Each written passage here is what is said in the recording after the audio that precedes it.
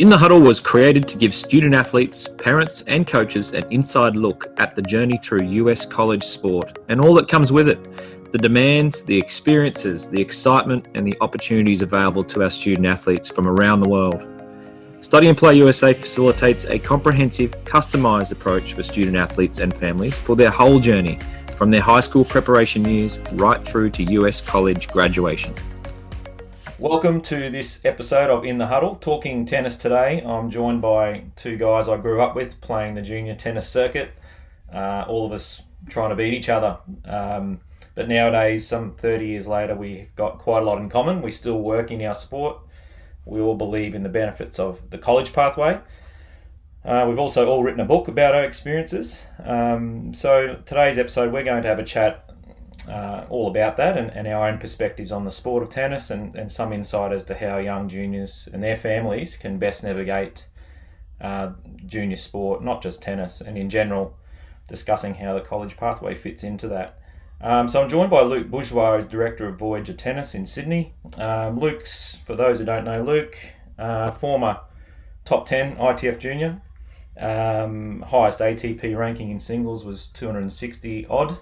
And even better in doubles in the top 160. And towards the end of his career, he was lucky enough to travel with as a hitting partner for the great Roger Federer. In a pretty good period of his career where I think you witnessed 6 Grand Slams, so that would have been an amazing experience. Also joined by Dr. Anthony Ross, second time on In the Huddle. For Anthony. Anthony's a world-renowned performance psychologist, founder of Mentally Tough Tennis, works with professional players, junior tennis players, and also college players and their teams to help maximise their performances. Excuse me. Anthony reached top 130 as an ATP doubles player, and prior to that he achieved the second best winning percentage under legendary college coach Peter Smith in his career, second only to Steve Johnson, who's obviously a very highly ranked ATP player now.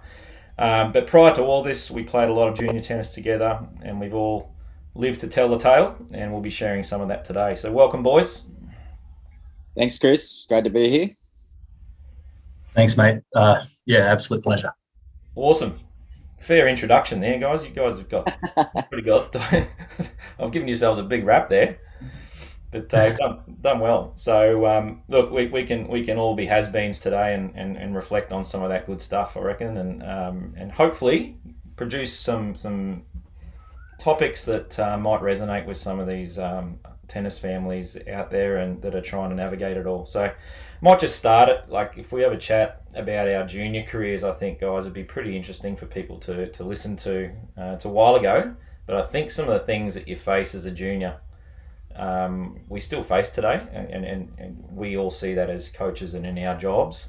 But Luke, I might start with you, mate. Like, I'd love to sort of get your perspective on how you found, discover the sport of tennis as a junior and how you found that period of life. Like, was it an enjoyable one? Did it have its challenges, mate? Yeah, I mean, most definitely. I mean, probably a little bit different than a lot of the families that we see now is, first of all, I was from a big family, so I was the youngest of 10 kids. And the way sort of tennis really, my oldest brother was a mad golfer. My next eldest brother was into his rugby. He was an Australian schoolboy and went down that path, playing quite a high level of rugby. And me being the youngest, he had a pretty bad knee injury where he had to go have surgery. And I think the surgeon said, mate, you're probably never going to run again. And it sort of got mum to sort of think, oh, geez, don't know if that's a sport I want my little baby playing. She sort of started sticking a tennis racket in the rest of us our hands. So the last 4 of us, my 2 sisters and my next eldest brother, we all played tennis. And not that it really stopped me. I actually played rugby for another 8 years anyway. But it was sort of a different sort of thing, because I guess a lot of them, we see kids specialising quite early and really getting into it. I had a different background. I was actually playing a lot of other sports, rugby, cricket.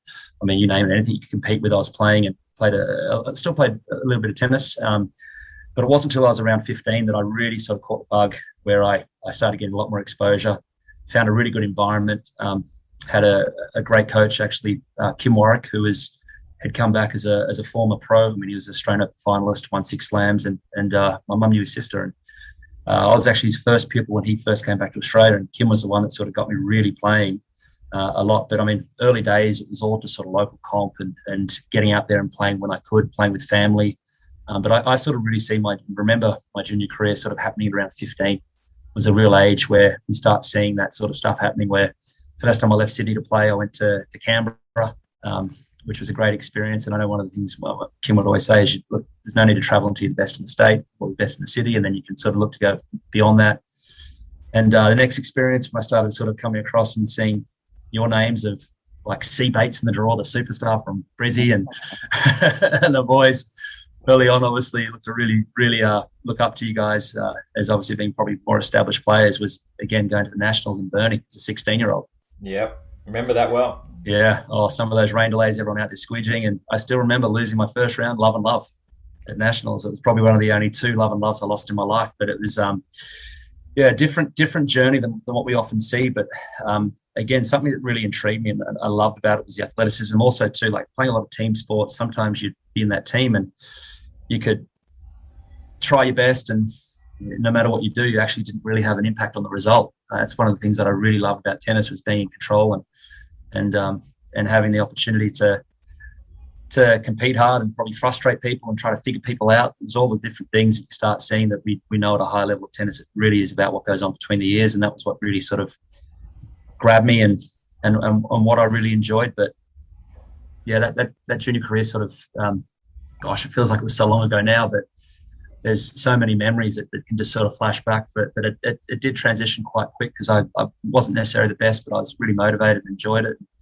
And not long after that, I really again caught the bug, and I think after losing first round of Nationals, I made final the next year and won dubs within a sort of space of 12 months, because again, finding the right environment. I started playing tons. I was literally playing everywhere I could, training every day, playing as many matches as I could. Obviously, Kim was put a really, really great sort of, I guess, foundation of knowledge to really tell you, hey, if you want to be good, this is what you need to do. And there are no secrets. I mean, that was one thing I figured out. It's a lot of hard work, a lot of perseverance in that. But yeah, probably one of the things that it then sort of transitioned to was, from that sort of level, getting a lot more opportunities at a higher level, from sort of being a general no-name, someone who's go and make up the draws, to making final and Nationals, to then being invited to Australian teams and having that exposure was great. I remember the first time I went over to South Africa, I was 16, got picked in one of the Aussie teams to go play some ITFs.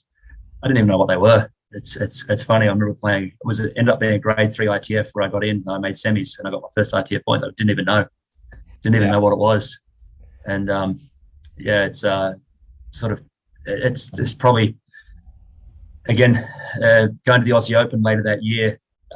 My first time in Melbourne was to play the Australian Open. I remember playing qualies out at Notting Hill Pinewood, beating some guys that had been on the scene for such a long time, and end up getting through. And it's amazing how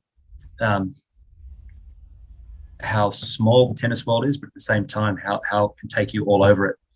So that's probably where, slightly different again from you boys. I know Batesy, obviously you're a national champ at an early age, and Rossi as well, kicking some goals all over the place. But it's my junior career, it really felt like it was just a lot of fun. It was a blur, and ended up achieving some pretty amazing things. Won a junior slam in dubs, again, which all happened quite quickly. So my first ITF points in doubles was winning the Aussie.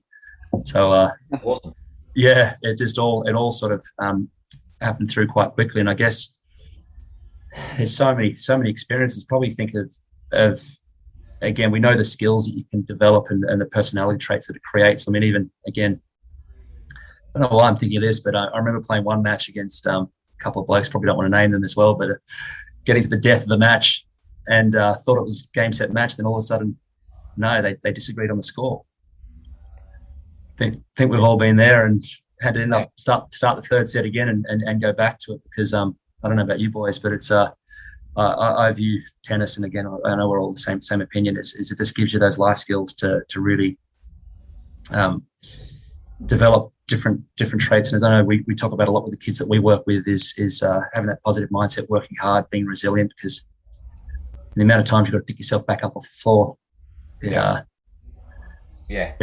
not that any of that sort of stuff, any of that shenanigans happen with you guys, because it's probably one of the things that we do see and why we are is who we are. When you're honest and hardworking, you can see how you what you reflect, you attract, and it comes back at you. But no, I mean that's probably sort of as an overview of what happened and how that quickly transitioned to going to French Open Juniors and Wimbledon and down that path, and then from there it was probably just so many experiences, meeting so many people, and now probably one of the things I'm really proud of is that so many of them are still friends.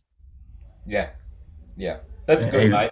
That's a pretty good wrap, because we're in a sport that's pretty dog eat dog. As I said at the start, we trying to beat the heck out of each other 30 years ago, us fellas, and anyone that you play. But at the end of the day, you're much longer retired than you are playing, and in terms of at the highest level. Your relationships are probably what become important when you get a bit older, like us blokes, eh? So it's a good sign of success that you've maintained good relationships in the tennis world. I think that's as powerful as your actual dot points I read out before of the things you've achieved. Like, that's a pretty good achievement too, mate. So. Yeah, no, mate, it really is. And I guess probably thrown over you, Rossi. What about you, mate? What are sort of your recollections of your career? Because I know we've all got different backgrounds, don't we too? Like, it's as similar as we are. It's so interesting to see where we've come from. But mate, yeah. Well, I grew up in the country, so that's one different thing from you guys. In a little town called Biloela, about 5,000 people in central Queensland, and there was no tennis coach. And I originally got into tennis. We'd go on family holidays once a year, and there was a tennis court there, so I'd play with my family. Went back home and just literally started hitting against one end of the family home, the brick wall, and used to do that until for maybe a year or two. And then I was lucky enough, a coach by the name of Ken Hick, who was from a town an hour and a half away, started to come and coach. So I got into it through Ken. So similarly to you, I played all the sports in the country. That was basically life, was playing sport. And so and listening to you, it was really similar for me, I think. And I think this is probably fair enough to think most tennis players who are playing more sports, our personalities, why we attracted most to tennis, it really was that individual nature that, for whatever reason, I liked that sense of it being on me, and the result being more up to me rather than the team. So, and so I really started to play more tennis. And at about the age of 13 or 14, Gary Sticker was a great coach from my region, and he got the Tennis Queensland head job. And so he started inviting country kids down to stay at his place and play tournaments. So at that stage, I really had to decide, well, I'm going to play tennis because I couldn't play the other sports when I had to travel into the city. And actually thinking about my very first tournament in Brisbane, here we go. Writing about this in Batesy's book, in the forward was playing this guy, Chris Bates, and he was the state champ, and I was this kid from the country, came down, playing at Milton, and I rock up at Milton. I was like, this is just the most amazing place. And about 20 minutes later, I'd lost 6-love to the great Chris Bates, and walked off crying. My auntie was there; she was from Brisbane, so I was bawling my eyes out and absolutely devastated. And Batesy just sent me back to the country with a really good lesson of what it was like to play in the city. So, yeah, that was one of my early memories. And even that, like thinking about now being a sports psych, if I think about the challenges that is part of junior tennis, and what I work a lot with now is helping kids respond well and develop skills, like you were talking about, Luke, to all the difficult emotions and the mental challenges that are part of playing the sport. And certainly I think just playing and competing, right, and trying to become your best, that for me is a vital skill that's so important for all families, and particularly parents, to recognise that the challenges that we face. Luke, you talked about cheating and so forth. think my perspective on something like cheating is really is a growth opportunity ultimately. And if I think back about playing tennis as a junior,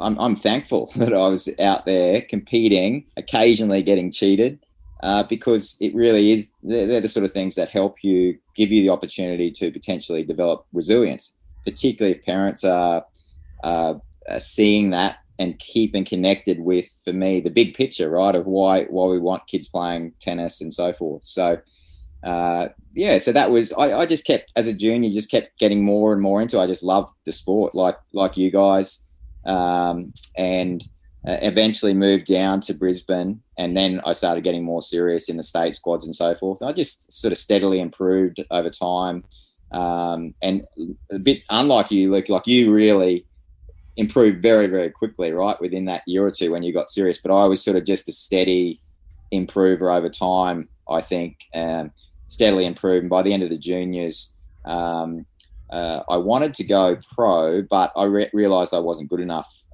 So that's when I took the college route. But what about you, Batesy? I mean, even thinking about it brings up a lot of memories of playing you many times, and our journey really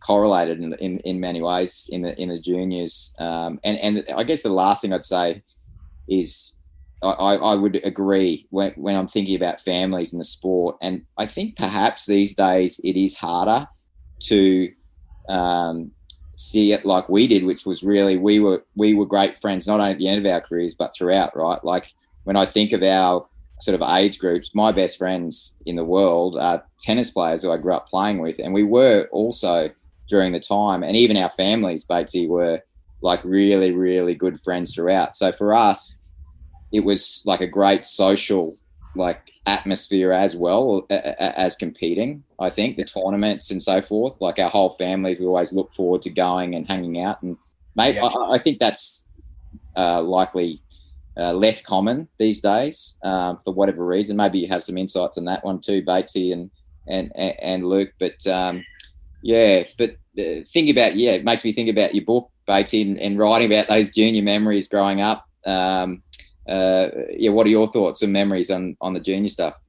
Yeah, good point. I do remember that match. Like I remember it really. No, I do. I don't know why. I remember it so clearly. I don't know why. Because I played so much tennis when I was a kid, and I remember that match. I remember the court. I remember what you were wearing. I remember it all. Oh wow! I really do. I'm pretty sure you had a yellow and black, like CQ sort of coloured. Oh, I would have. Yeah. And so it's amazing that why would I remember that? But anyway, that's a good memory for me. Not so good for you, mate. Like obviously, it's pretty cool just having this chat because we've all come about tennis different ways. I was youngest of four boys.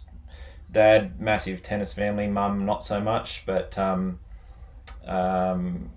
sort of probably was always going to play tennis, based on my three older brothers were doing it, and my uncle still plays around the world. He's born to play tennis, Uncle Max, and he'll be playing forever. So it's in my blood in that respect. Plus, I think for me, the biggest thing for me, I got out of junior tennis is that I was the youngest of four boys, and so it was just my identity. I was really, really good straight away, and I don't know why. I was a good player, but I guess I was pretty tenacious, fiery, refused to lose, didn't miss too much, I suppose. And I don't know why or how I got those characteristics. It was just the way I played, and it worked. As you said, Borgie, I won the nationals when I was 12, which was just awesome. But I think, and I don't regret that, because obviously that's a pretty cool achievement. But I think by the time you hit those puberty sort of teen years after that, sort of 14, 15 is where I struggled because I started losing for the first time, really. And I probably not coping with that too well. So a little bit opposite to you, Luke, in that respect. And I remember the first time I ever saw you too in a draw, and just got this massive 6-foot guy. It's come out of nowhere. I thought I had an idea of all the players in the draw I need to keep an eye on, but then what I saw, more and more players like you would come through, and what was, the hierarchy that I thought in my head where I sat, changed probably around 15, 16, and that was a challenge.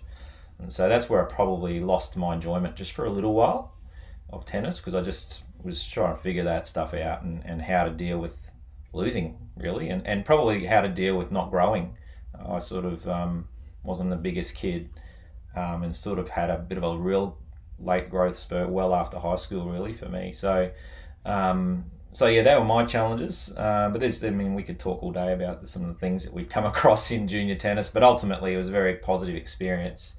But I think, for me, it was just my identity, because I was good from a young age. I didn't really think about doing anything else for many, many years, because I just happened to be really good at tennis. That was sort of and everyone would make a big deal of you around that, around school or tournaments, and you sort of, every kid in the draw, you beat them before you jump on the court. I remember that so much. Just, I reckon 50% of the matches I beat them in their head before I even hit a ball. And so I enjoyed that. I loved it. but it's, as I said, as it got to the pointy end of high school when decisions need to be made, that's probably where I struggled a little bit with what do I want to do with my tennis. So yeah, everyone probably knows listening to this that, through studying Play USA, I went to college, and I'm sit here today so passionate about the pathway. But I fought it and fought it and fought it. It wasn't really the done thing back then. If you still want to be a professional, there was quite a lot of coaches down here in Australia talking me out of it, and so I never really quite embraced college initially when I went with 100% focus. So I always had that nagging, I guess, feeling or worry that I'm wasting time. So I felt time pressure was a huge one for me. I don't know if you guys felt that. I just remember, I wrote it in my book. I don't know if you guys remember reading this bit, but there was a meeting that took part where sort of some juniors were hauled into a room, and they showed us videos of Crickstein, Agassi, Sampras, all these gun Americans killing it, and they were young. Oh yeah. And it's just the encouragement there to, maybe just leave school at year 10, which is not an option in my family at the time. I probably wished it was, wasn't a big fan of school, but that was a really big moment when I look back. And that moment only actually came up through writing. I actually even forgot about it. It wasn't, but when I think about it, that moment where they sort of said, look, you've got to make it in this sort of time frame, otherwise you're wasting your time and money. Gosh, that changed everything for me, and my enjoyment in tennis probably just dwindled a bit after that. So I thought, gee, I've got to get in the gym, I've got to get bigger, I've got to grow, I've got to develop a weapon, I've got to make it by the time I'm 19, 20, otherwise this has all been a waste. So that was a big thing for me that I grappled with for years, even when I was in college. But I don't know, did you guys experience something similar to that, or feel pressure in that regard, in terms of a timeline? Yeah, I think I'll jump in there, mate. It is, because you get to that point where you transition out, and again, unlike you guys, I didn't go to college. Obviously, one of my regrets. You talk about the encouragement. It was the same thing. I had a lot of people start calling me up after that little bit of sort of international success. I remember Coach Fish from Harvard calling me up and telling me about their number one recruit, some guy called James Blake that I'd never heard of. Remember, usually that's sort of it's a bit of a laugh from most people when they sort of hear the fact that I turned that down, because the opportunities that you can sort of see, it's obviously, we know the options that you get there and how good it can be for kids' development. But having gone pro straight away, it really is, because straight away the first thing is cost. Like, obviously you've got to figure out how you're going to afford to pay the hotel, how you can afford to pay the flight, how you can afford to really get through. And again, time just keeps ticking away. And one of the big pressures there again, for me, going out there, is a lot of your mates sort of transitioning in their lives too. They start going through uni, they start getting jobs, obviously they start having families, and as you sort of progress, there is that sort of nagging doubt. And I remember having some pretty tough conversations with my parents, because obviously even I think it's probably easier when I played, having the system of satellites where you had hospitality, and if you're still in the doubles draw, you got a little bit of per diem to pay your way through tournaments, so you could still have enough sort of support to pay yourself. But just having one of those really tough chats with my dad, and he's like, "Well, what are you doing, mate?" And you're talking about all those areas, because you start looking at the idea of, well, what do I need to develop? I need to get stronger. I need to get fitter. I need to get faster. This process that we're talking about, reality there is it takes time. It takes so much. And again, I probably had a little bit of natural ability, which got me to a certain point, but there's also the years that I missed out on from that earlier age that probably, Batesy, that we're talking about, that you got, is you can see it's you got to pay the price at some point.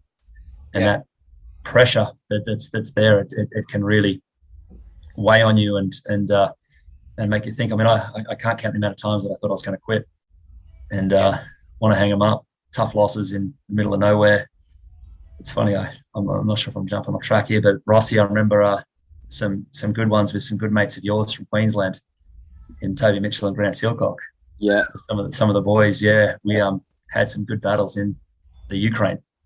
I mean, playing week to week, played the guys 3 out of the 4 finals in a circuit, obviously to see who won the circuit with another one of the Aussie boys. But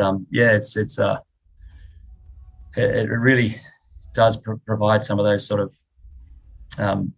soul-searching moments. And I know you, again, talking about your book there, Batesy, it was one of the things in Game Changer I absolutely loved. I know when I finally got it, literally couldn't put it down, read it front to back in one sitting. And it's there's so much good stuff in there, but that was one of the elements that really did resonate, is because it's you can get swept up in the vortex of the journey, and you don't really know where it's going to take you.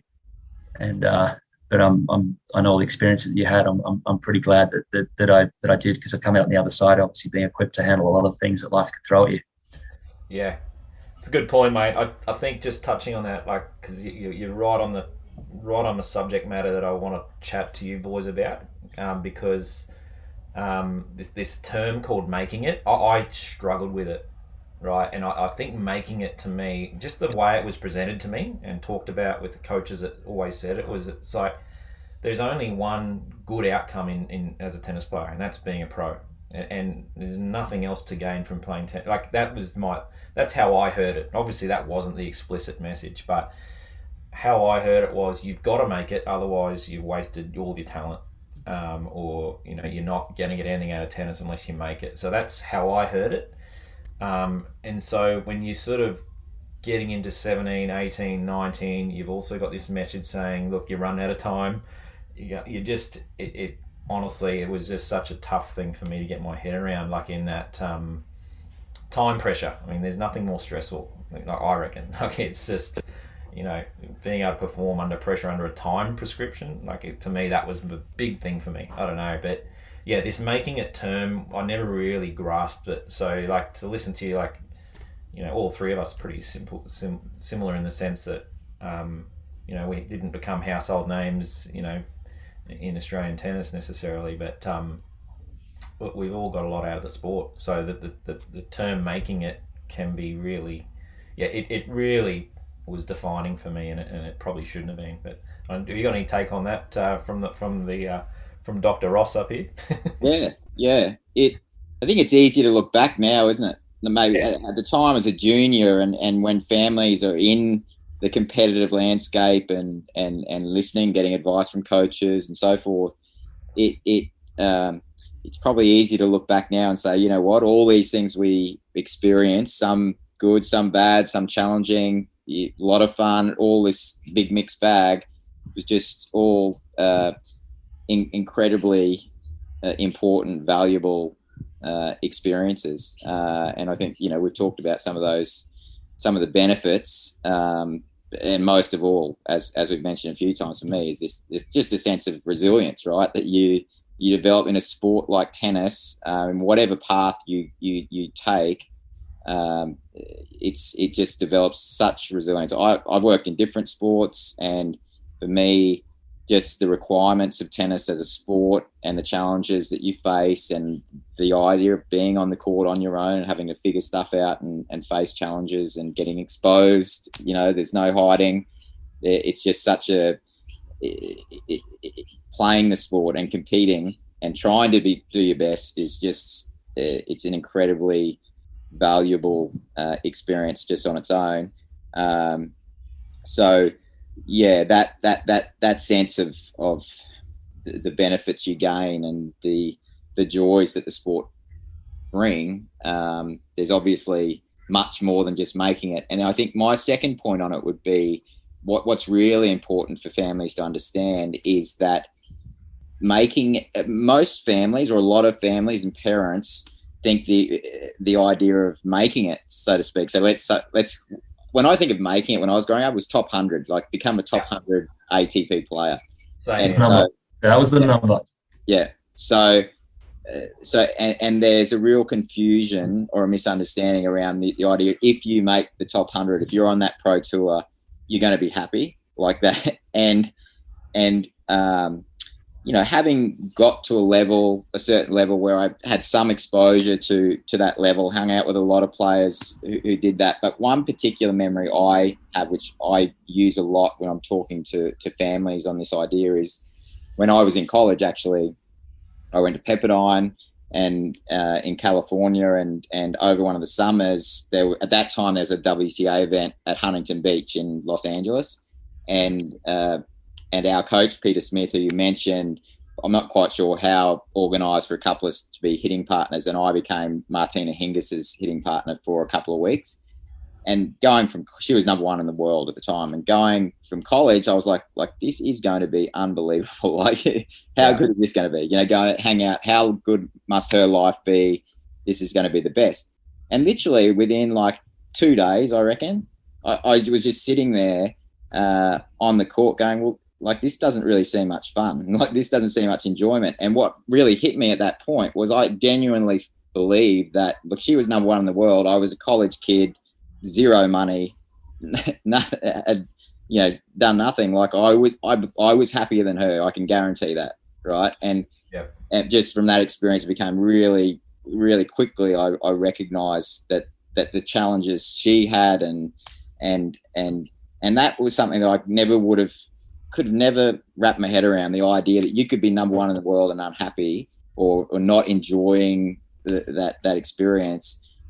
It was just it's something that's just stuck with me forever. And that's a really important thing for families to understand who are in this idea of making it on the pro tour and whatnot. Your kids it will only be enjoyable and valuable if they develop the skills along the way that support an enjoyable perspective of that experience. So I think that's a really important one to recognize when we're considering this idea. It's awesome, mate. Really appreciate you talking about that, because that's I didn't realize that. With Martina Hingis, my favorite all-time female player. And you've worked with my favorite male player, Borgie. Anyway, that's good, Rossi. That's a really awesome. But I haven't talked much about this with Luke, but I suspect traveling with Federer, it would have been different, right? Like, he seems from the outside looking like he has found that balance of really enjoying his life along the way while being for so long and so forth. Yeah, I mean, the two things there, it's talking about making it, probably backtrack a little bit. You mentioned that top 100 number. For everyone it was. Like, I viewed 260 in the world, so I was number 7 in Australia as a pro. I had that same concept of I underachieved.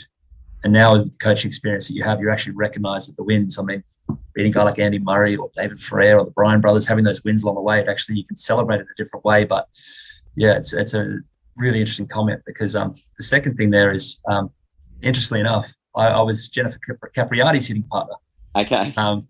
And literally the exact same recognition here in Sydney. I'm here in the office at Sydney International. We're gearing up for the ATP Cup, so all the courts are being resurfaced, or build-ups happening. So we're out here, and I had the exact same thing. I actually invited her out. I said, hey, let's go down to Bondi. And she's like, do you think I can go to Bondi Beach? And I was like, yeah, sure, why not? And she's like, I have to ask Dad. He was this girl in the mid-20s that had to ask her dad permission to go to the beach. And of course, what did Dad say? No. And I just saw that same thing, and you could see the idea of the skills, and obviously there's been some complications in her life along the way, but in comparison, in contrast to Roger, you're 100% right. There is the way, the amount of life and fun that he has in every every circumstance. I mean, again, stories that cling to mind was were getting ready for the US Open. I think it was 2006, and playing Cincinnati. Cincinnati out there, it's not the most fun place to play an event. I remember, like, what are we going to do here? And Roger's like, I got an idea. So we jump in the car, drive to a strip mall in the middle of nowhere. I'm like, where are we going? He's like, not going to tell you, just keep coming with me. He took me for my first pedicure and manicure. There was nothing to do.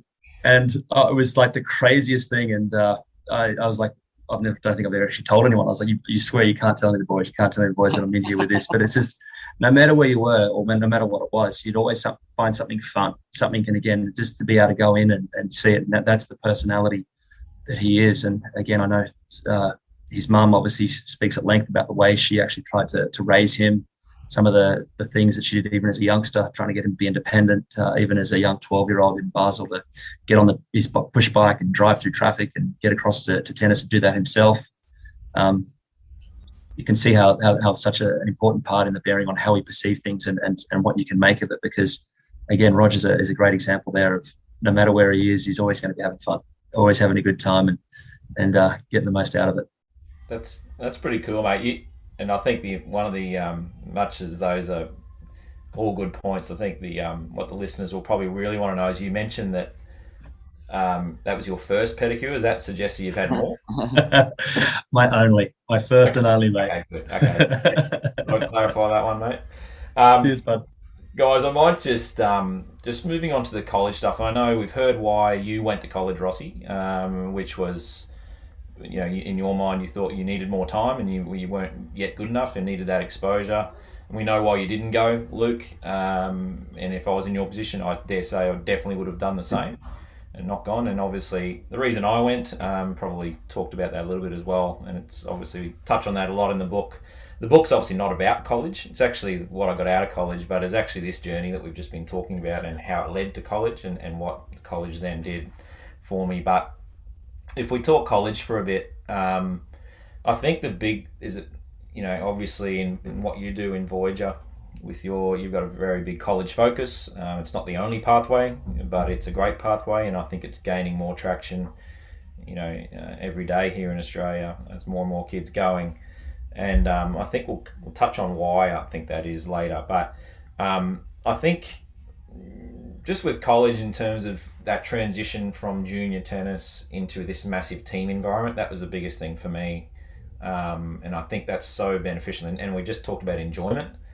You know, when I meet with so many families, and I would almost say 100% of time, mums and dads will say, oh, John, you know, Luke, they'll always play better in a team environment. They're much more comfortable playing doubles. And that's normal. I just think that means people just like to be in that environment. And you get some people, obviously, that love being in their own skin and their own space, and you know, but generally speaking, people want to share this journey with others. So I think that's, for me, the biggest thing that jumped out straight away with college for me was this is a place where I can lose and not be stuck on a back court, and the only one who really cares about that loss or win is me and mum and dad.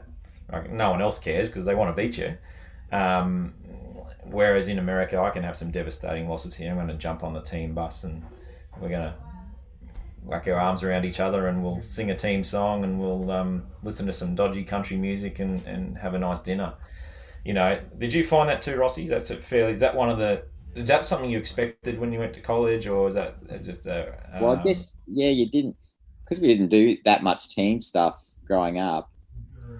It's not something that I would have expected, I don't think, but absolutely, that was the same experience for me. Like, I loved playing for the team, and it was both motivating, so your passion and the drive to do well for me, like, just went through the roof.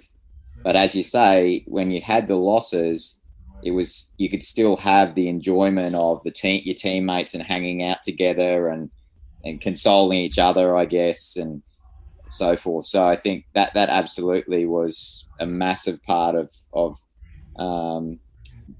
enjoying the college journey. And I guess thinking back now,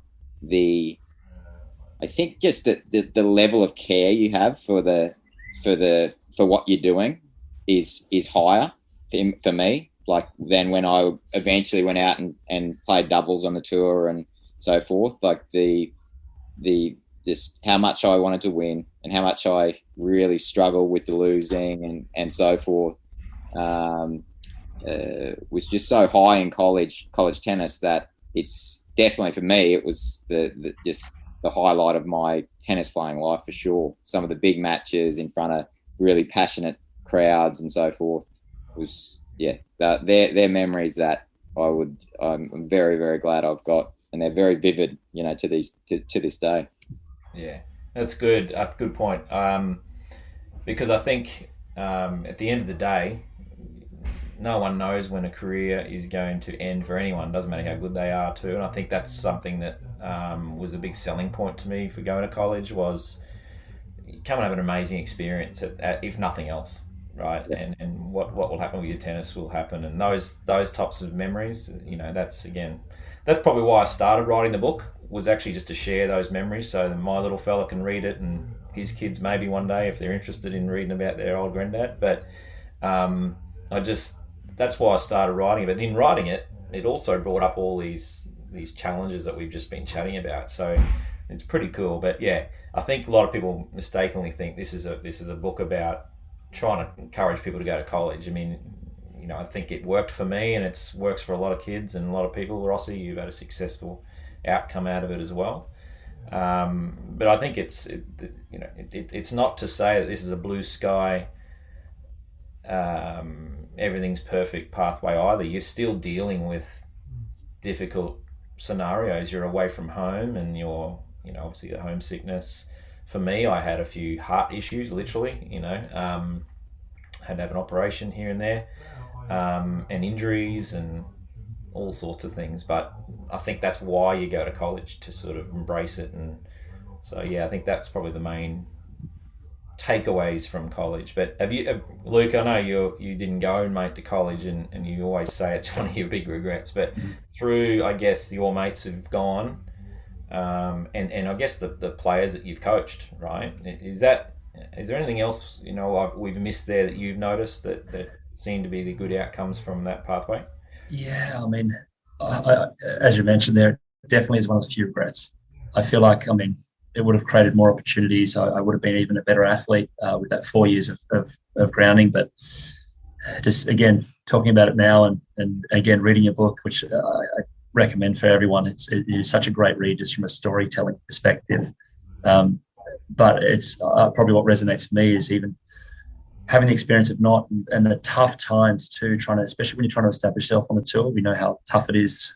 Remember the first match I played against was a 27-year-old who, again, got the better of me, and I didn't even know what to do. The next week you'd have another match for a week or so, and you're trying to figure out what's going on. And again, those experiences, I probably think back to one of our young students, a guy called Alex Vukic, who was a young player. I coached him for, trying to think, best part of 3 or 4 years in our programs, and spent a lot of time with Vuk. And he was adamant that he wanted to play pro. And I know how important it is that where you surround yourself with. So literally said, hey, mate, the best thing you can do is get over to Spain. Go to Spain for 3 months. Go and actually get a taste to see what it's really like. And again, living out of a suitcase as sort of a 17, 18-year-old trying to find your way, competing on the international tour in a really cutthroat industry too. And especially for us Aussies, where you go there, you're doing it on a shoestring, generally by yourself. Came back, obviously got a few ATP points and different things. He was happy, but he just realised, hey, look, I'm so far off the mark. I think he's a good example too, because he was a good player. He obviously got into a great program there in Illinois, but had 4 years in that environment that you're talking about. The team idea of how much.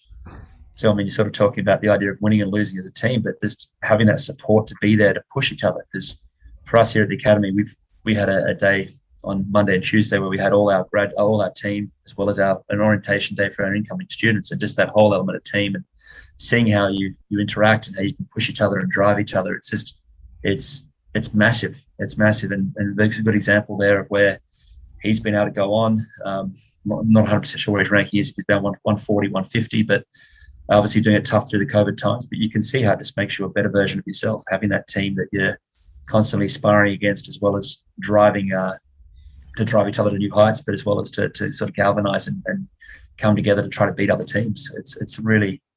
It really is such a great opportunity. Again, my family's done it, my two nephews, my niece, and again, the experiences. I mean, probably the last thing I'd say, I've never, ever heard someone say they've regretted going. Never heard it. So, but on the other hand, I've heard a ton of people like me that have said the opposite. But it's yeah, that's a pretty good rap, isn't it? Yeah, it's one of those things. And on that, mate, that's an interesting one, because for me, looking back, I was unlike you, Rossi, and it sounded like you really wanted to go and you were fully committed to going. I wasn't. I had to be significantly convinced, and so. And didn't you leave again? Like, you took some time off when you were there? Yeah, it took me 3 attempts at college before I realised why I was there and why I needed to stay. So it's just interesting, isn't it? I was still fighting those. Come back to that meeting that I had with those other juniors about this time crunch, and so, well, gee, how can I commit to 4 years and waste 4 years? That was my mindset, and so I need to get out there, and I've got to play, and I've got to go and make it now. So it was an interesting one, but what was it that you eventually, on that third go, that you realised? Look, I think I was. I got a bit of a scare, I suppose, that college was going to be taken away from me, because I mucked around in my second attempt and with my studies, because I thought I was never coming back. I was definitive. I'm going out there on the tour. My name's going to be up in lights, and just typical 19-year-old thinking probably. But proved to be wrong. And then I go, gee, where do I go now with my tennis? Well, I want to go back to where I love it. I loved my time in college. I want to go back. Hey, coach, will you have me back? And coach goes, yes, Chris, heard this all before, mate. But yes, we'll take you. But this time you've got to come, and you got to sort this out, and you got to stay. You got to give me a commitment. You're going to give it a go. So what happened was I got back and I just saw tennis in a different light. I sort of relaxed a little bit and realised that I needed time as much as I was fighting time. I needed it, and so I need to lose more and I need to win more to learn.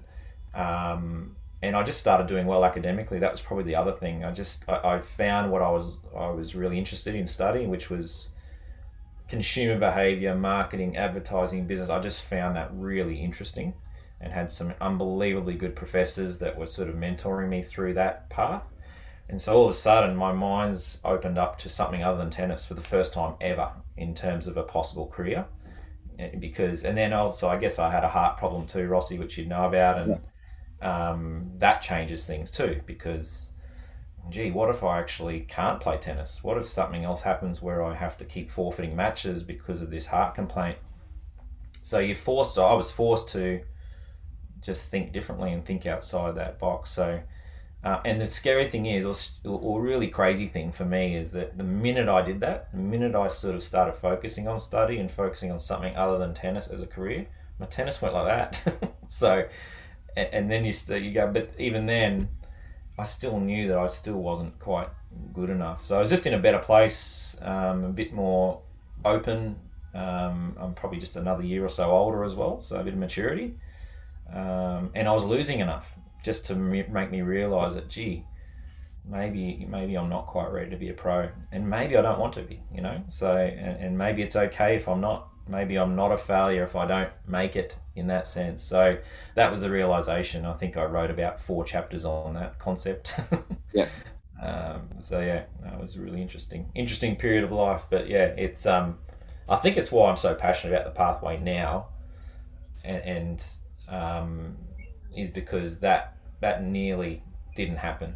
I'm just so thankful I had all that experience and that those challenges, because thank God I went back to college that third time and just had the most ridiculously good 2.5 years to finish off, and both as a tennis player, as a person, as a traveller through America, and as a student. So yeah, completely a game changer, really. That's sort of changed everything. So anyway, that's a blatant plug, wasn't it, for the book? Yeah, I like that one. Did you see what I did there? Yeah, absolutely. Yeah. I'm just going to make a point too. Something you just said, Beatty, was the idea of like having this more balanced perspective and having college as an option. And for those families, for me, that are only interested in the making it bit, the eventual outcome of the child, or kids, right? Kids who just say, I just want to become the best player I can be. And for me, that's on the professional circuit. It's very, very possible that taking the college pathway is the best option from the point of getting a more balanced perspective and feeling less pressure. Because ultimately, in my work, a lot of what I do is working with tennis players who, over time, develop habits that are basically unhelpful in responding to the natural pressures that are very high, right? Stresses and the anxiety and the what's riding on outcomes and so forth. And it's very common that players develop habits when the pressure is so high that making it and the outcome and the results is everything. And that's very much part of the pro tour. That they develop habits which are hard to change, essentially, and maybe with less pressure and a different perspective, players that didn't make it would have made it if they had gone to college. So I think that's a really important one to reflect on, particularly for players who are struggling with the pressures and stresses that come with trying to be a professional tennis player.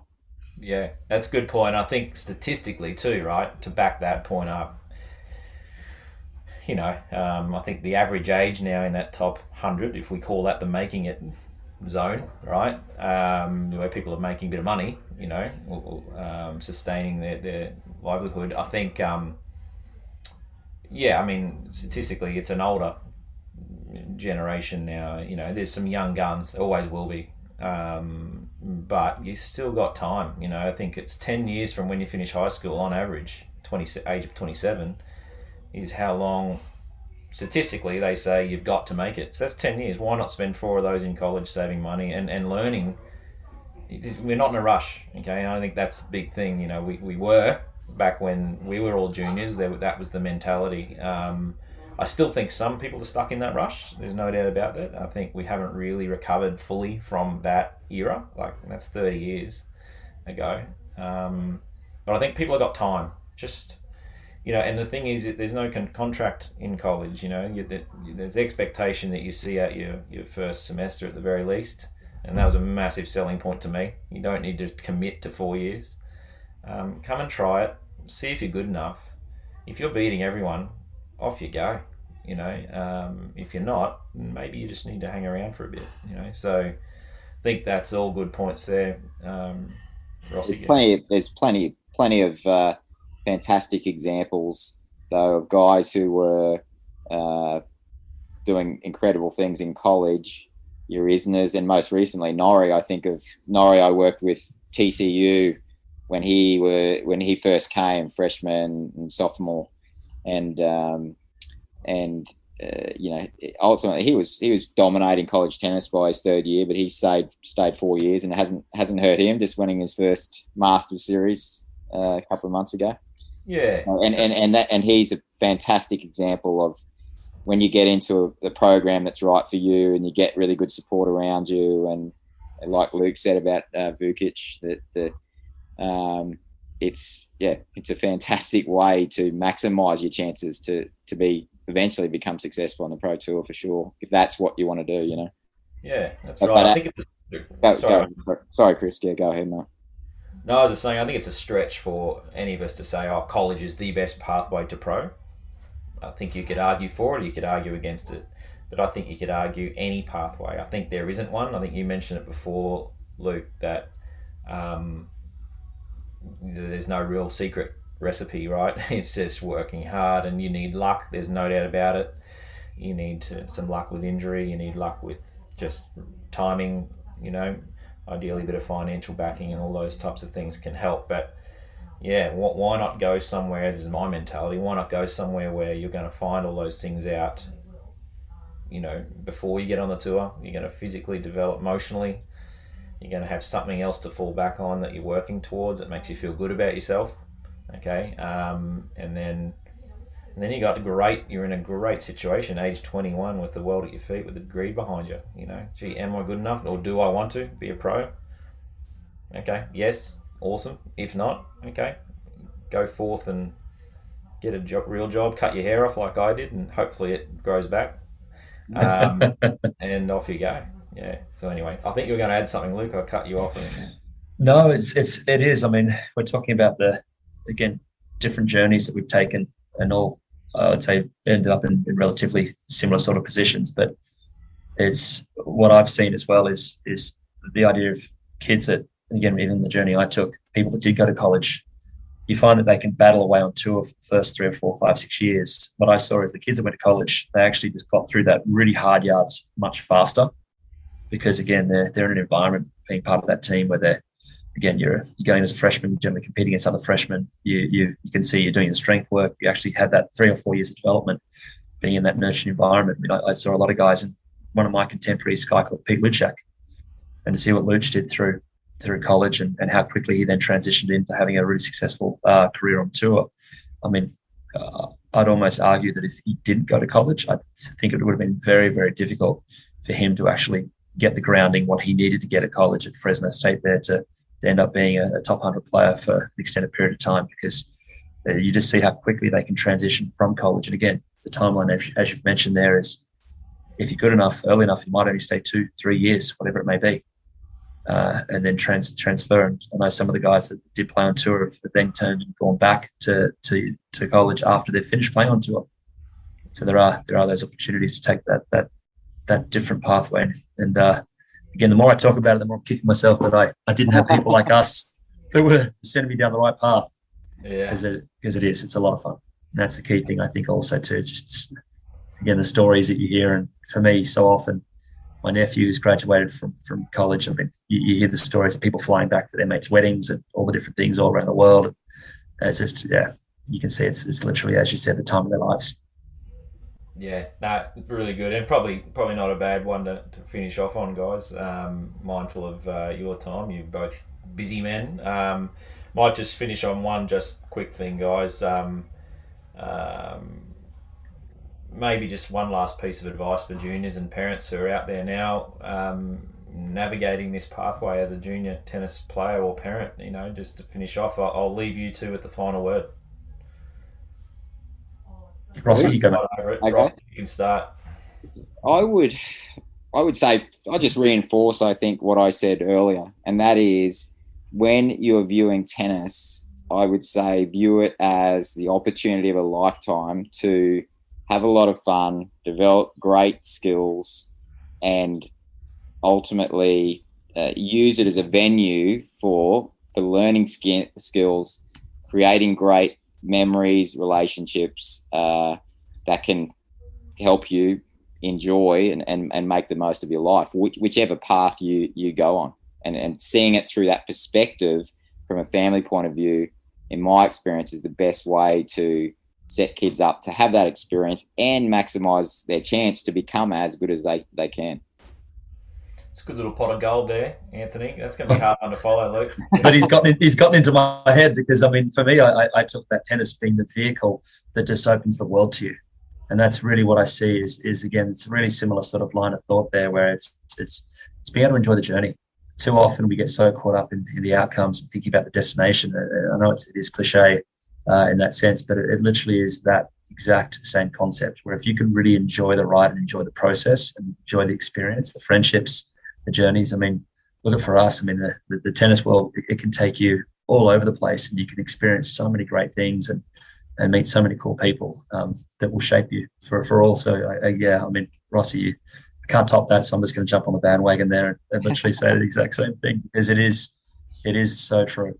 I couldn't, and again, I know you're probably not going to do it. I'd sort of recommend, we are getting close to Christmas, guys. Game Changer, as I said, it is the last book I've read, and I literally could not put it down. Is that one, Luke?